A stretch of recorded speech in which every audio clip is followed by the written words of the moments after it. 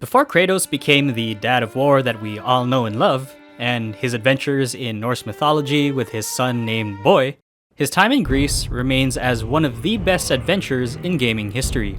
Because before his beard and fatherhood became the only things that kept him warm during the long Nordic winters, some of us knew him best as the ruthless, god-killing Ghost of Sparta.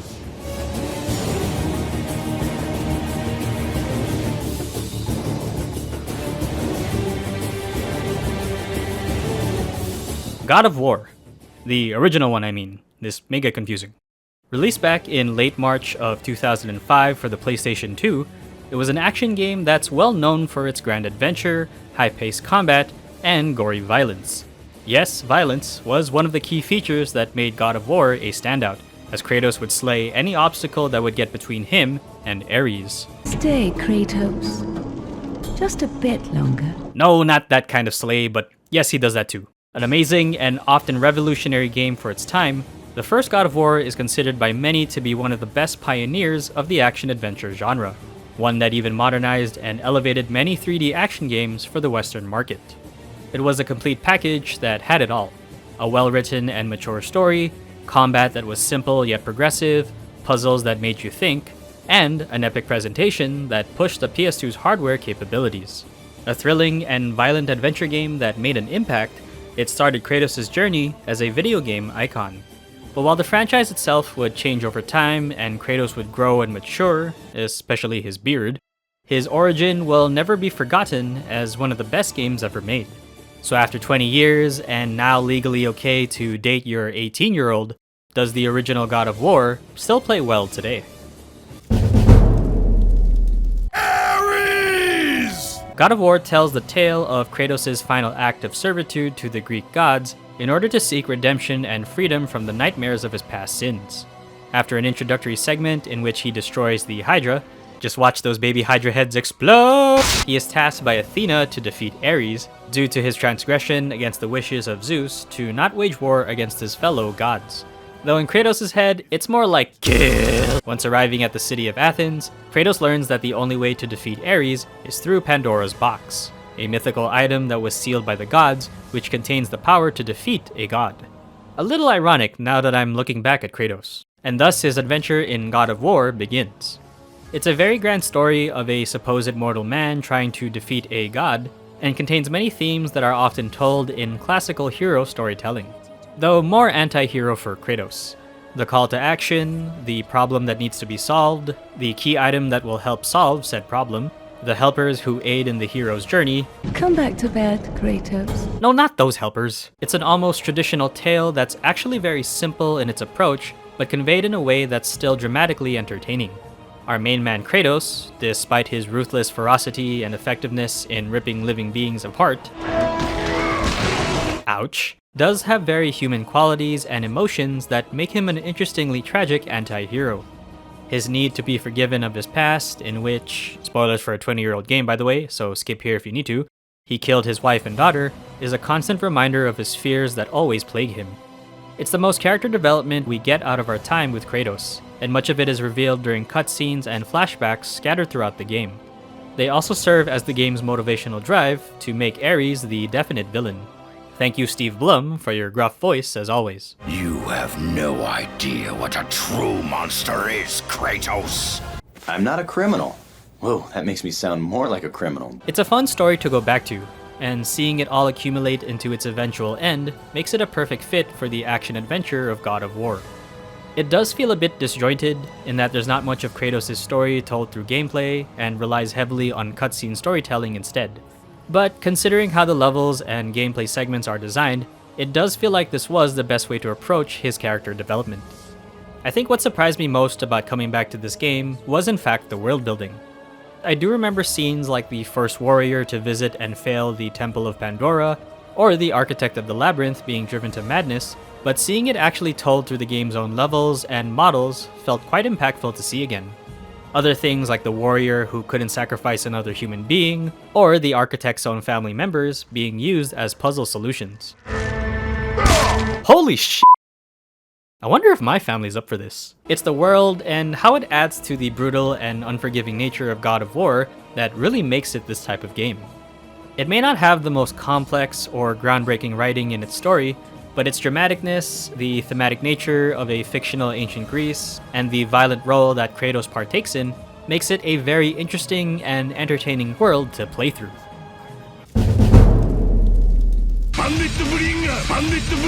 God of War at its core, that kind of rhymes, is an action-adventure game that's heavy on the hack-and-slash combat, but also contains a good amount of platforming and puzzles on occasion.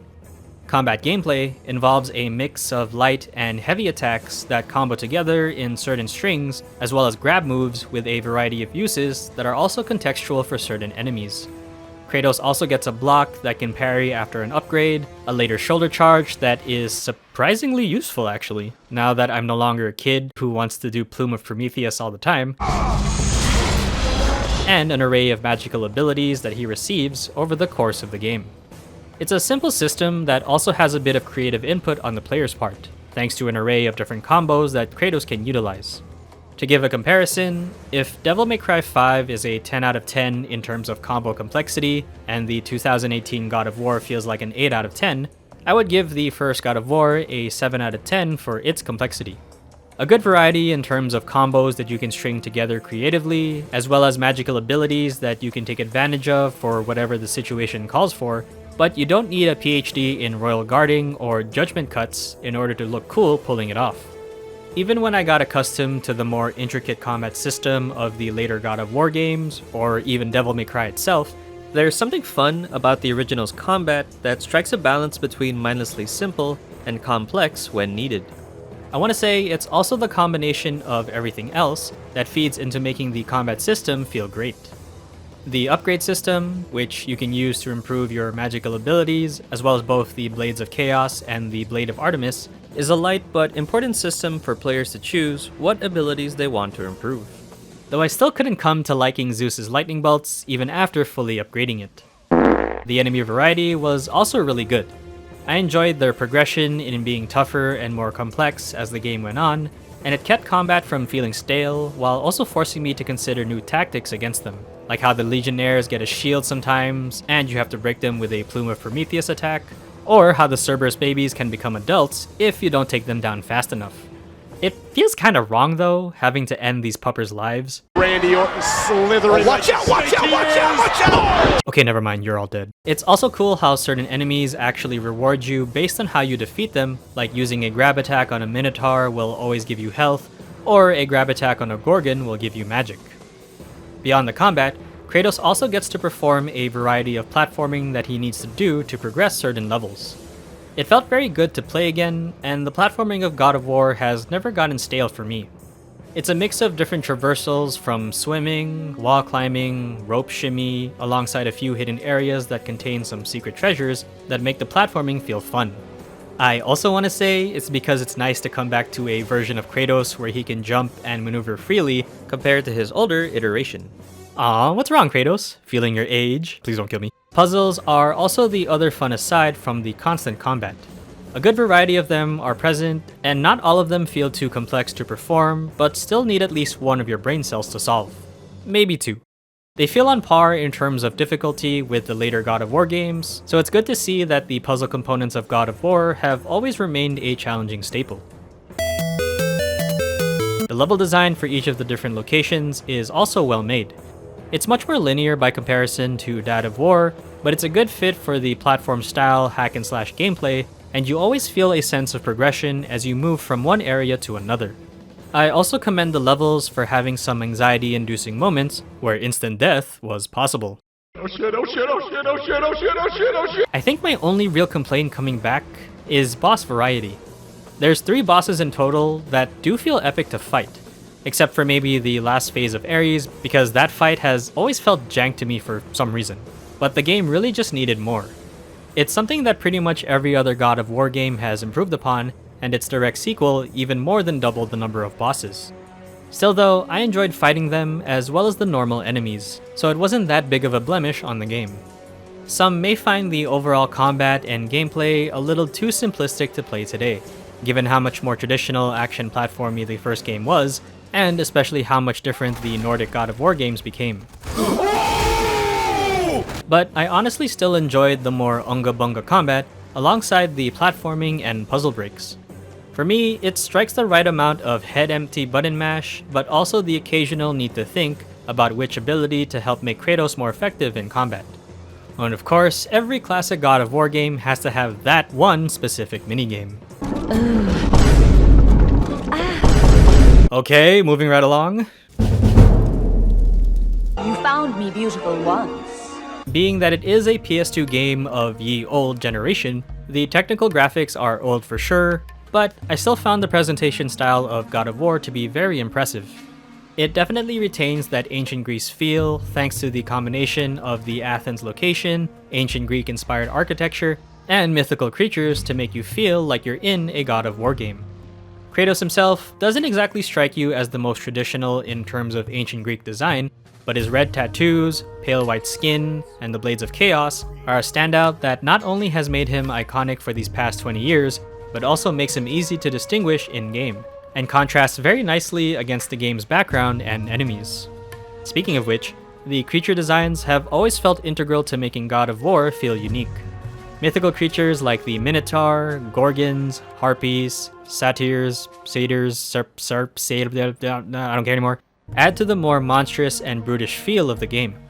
Larger creatures like the Temple Guardian Minotaur or the Hydra that you fight early on give an even bigger creature scale to make Kratos' adventure as something epic and grand. That's actually something that is without a doubt a major standout of the first God of War, and really every other sequel that has followed in its wake. The scale at which the levels or giant creatures that make Kratos feel small and tiny give a sense of the near impossible mission that he has to overcome. It's what really sets the game apart from so many other adventure titles, and seeing Kratos conquer these massive roadblocks and obstacles is a very iconic feeling of God of War. Even with its older graphics, that sense of scale is never lost, especially during scenes where Ares or Kronos are present in the background. Yo! Also, props to the animation team for making the combat look visually stunning on Kratos. I think the movement and flow of him using the Blades of Chaos is another impressive feat for the PS2 style graphics, and especially when the game slows for just a brief second before the plume of Prometheus hits. It's the right amount of pause that makes you feel the gravity of Kratos' attack, and it absolutely slaps. And of course, the kill animations are also well done. They don't feel as violent as it used to be due to its older graphics, but it's still impressive to see how Kratos rips apart each of the monsters. The sound front is the other amazing feature in God of War's presentation.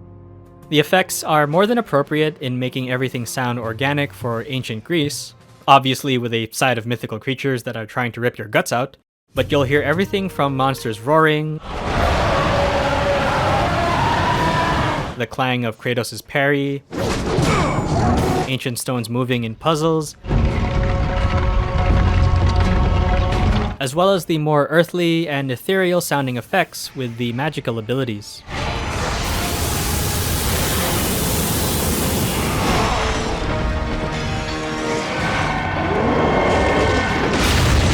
The music is by far the most astounding.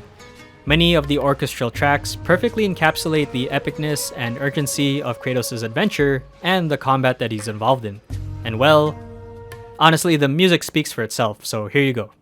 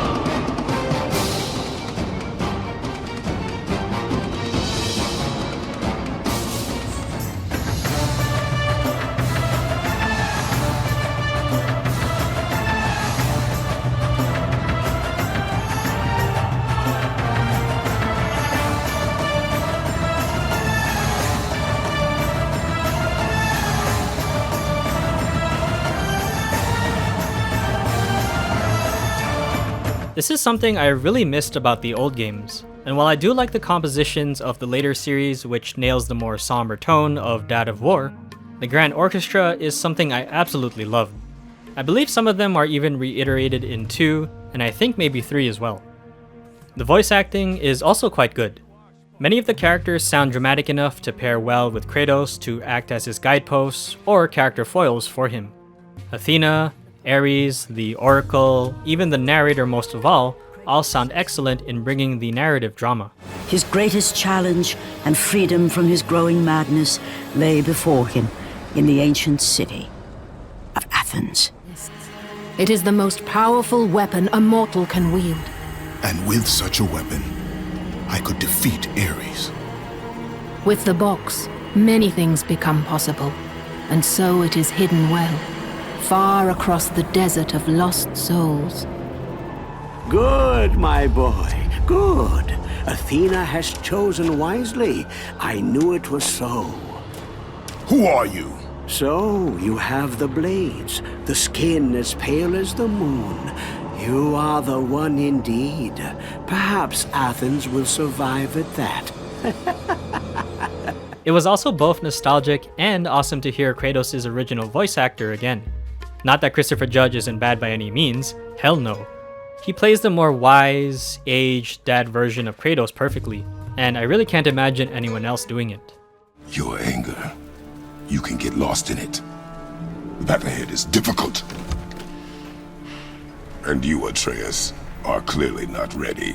But hearing Terrence C. Carson's younger, savage, more aggressive sounding version of Kratos really befits the original violent version. Athena! 10 years, Athena. I have faithfully served the gods for 10 years. When will you relieve me of these nightmares? While a bit on the older side, I still found God of War's presentation to be extremely impressive, and the way it handles the scale and grandness of the world never gets old. Nice. Even when God of War has evolved and changed to become the series that it is today, the original honestly felt fun to come back to. Of course, I do love the Nordic series and how much more in-your-face and complex the combat system is, but there's something simplistic and mindlessly fun about the original that still clicked. It's the blend of more traditional platforming, puzzles, light upgrades, and its enemies that were still fun to play. I will say though, I think your preference for the older style hack and slash version of God of War, and whether you're fine with the PS2 era graphics, will ultimately determine how much the original game will grab your interest. Plus, unless you have a PS2, PS3, or Sony miraculously releases the original on PC, your best option is the PlayStation Network. But even then, I'm not entirely sure if it's readily available. But I think the original game is still worth trying if you get the chance, because even after 20 years, it still plays extremely well. If anything else, you get to see the evolution of Kratos from his time in Greece, and how he became the Nordic dad that he is today. An awesome revisit, and a game that holds up very well. But that's gonna do it for today, guys. Thanks for sticking around. There will be more games to play, and more videos coming soon, so please stay tuned if you'd like to see more. But for now, I'll see you all next time.